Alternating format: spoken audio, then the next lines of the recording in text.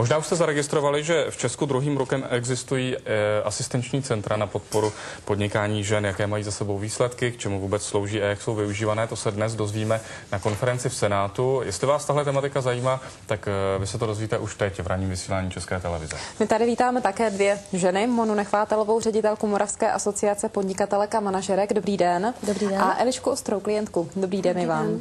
Paní předsedkyně, pro které ženy jsou ta centra, která jsme zmínili, tak pro které ženy jsou určena?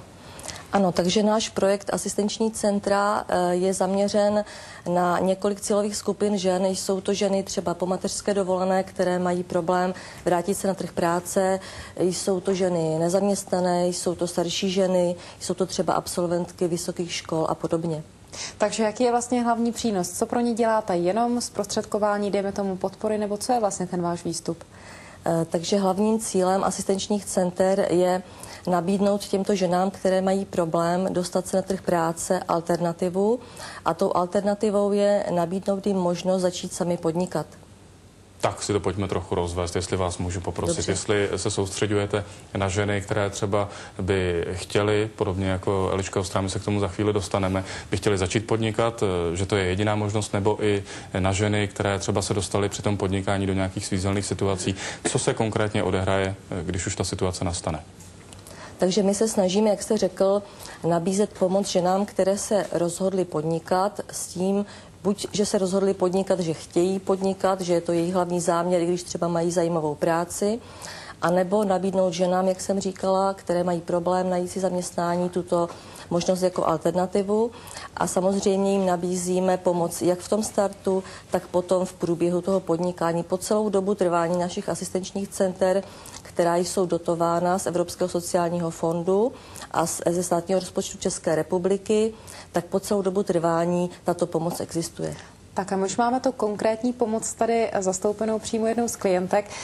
Paní Ostrá, co vy jste vlastně udělala? Proč jste se rozhodla zajít do toho asistenčního centra? Jak vám tam pomohli? Co se tam začalo odehrávat? Konkrétně pro vás jako budoucí podnikatelku.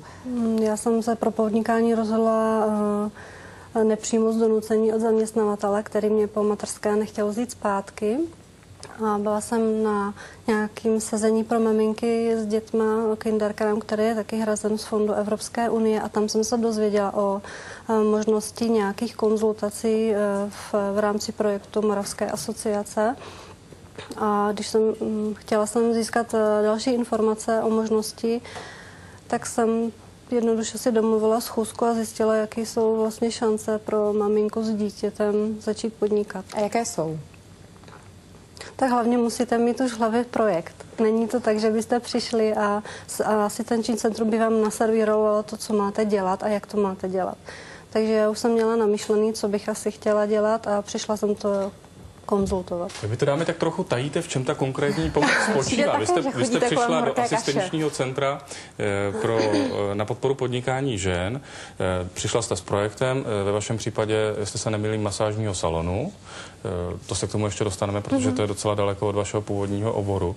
A oni vám řekli, co? Řekli vám, projekt realizovatelný, peníze, které máte, na to stačí, tady seženete tolik a tolik klientek, taková je pravděpodobnost, musíte udělat to a to? Takové jsou hypotéky, tohle potřebujete? Třeba. No a ty hypotéky taky přišlo.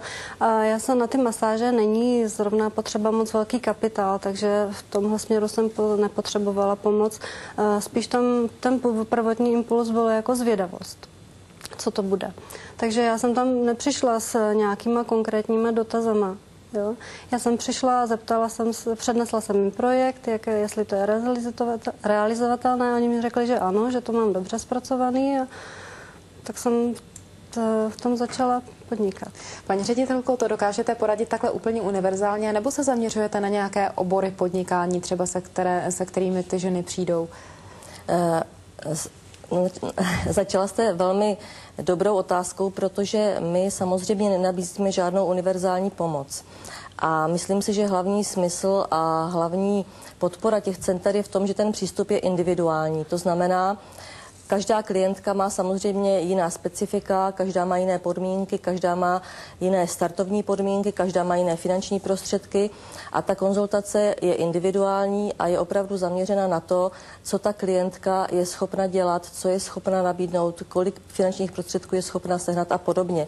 Takže ten individuální přístup je velmi důležitý a myslím si, že také i to, že ta pomoc je soustavná a dlouhodobá, to, že je také velmi důležité. A na jaké odborníky se třeba obracíte? Já nevím, kde by paní Ostrá nepřišla s masážním salonem, ale dejme tomu s realitní kanceláří, nebo by přišla, já nevím, s hotelem a podobně. Byli byste schopni poradit v jakékoliv situaci, ať už by se jednalo o jakékoliv podnikání? Ano, my máme tu možnost, že vlastně v rámci toho projektu můžeme klientkám hradit konzultace s jakýmikoliv odborníky, s právníky, s daňovými poradci. Takže to jsou externí konzultanti, nejsou to přímo zaměstnanci center, že přijdou a tam mi radí nějaký úspěšný biznismen, který už má svoji kariéru za sebou. Ta pomoc je opravdu v tom, nejprve zmapovat ty možnosti, které ta žena má, zmapovat její představy, vytvořit s ní podnikatelský záměr, ve kterém se vlastně ta vize přiblíží té skutečnosti, a potom ji samozřejmě odkázat na ty příslušné třeba odborníky, což jsou samozřejmě často právníci, finanční poradci a podobně. Jste v kontaktu s centrem stále? Ano, jsem. A proč tam chodíte ještě dál, když se vám při podnikání daří? Teď myslím, že budete dokonce rozšiřovat. No, právě kvůli tomu rozšiřování jsme stále v kontaktu a asistenční centra pořádají různý semináře, které pomáhají ženám dál se rozvíjet, aby měli všeobecné informace. To není jenom to, že přijdete na živnostňák a stanete se OSVČ, že tím to nekončí. Moc krát děkujeme Moně Nechvátalové, předsedkyni Moravské asociace podnikatelek a manažerek, díky moc a klientce téhle asociace Elišce Ostré. Díky moc, nashledanou. Nashledanou.